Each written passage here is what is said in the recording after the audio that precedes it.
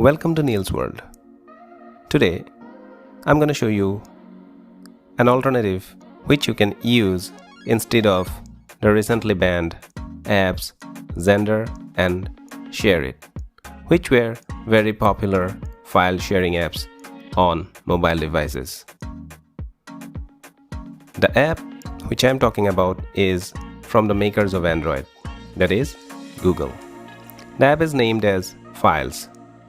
So let me show you in my screen that we can simply download this app by going to Play Store and searching for Files.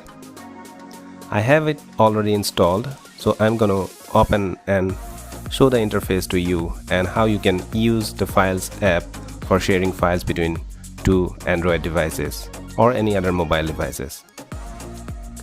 So this app is not only a file sharing app, it is also a file browser, it also a file cleaner. So you can use this app to clean junk files or delete unwanted files from your device.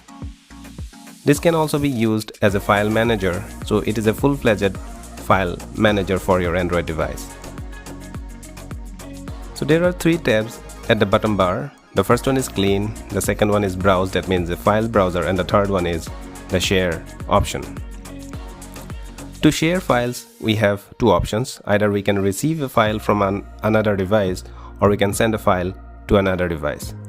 So I'll show you by using my other device how to send a file from one device to another. To send a file, simply we need to click on or tap on the send button. Sorry, it is not a computer to click on. Tap on the send button when it will search for nearby devices. On the other device, if you tap on receive, the device will show up on my device. So here my other device is shown as people nearby. Just simply tap on people nearby and it will connect to the other device. You have to approve the connection in the other device. So once you approve the connection, you can easily transfer files between the two devices. So here, once the connection is approved, I can now share my files.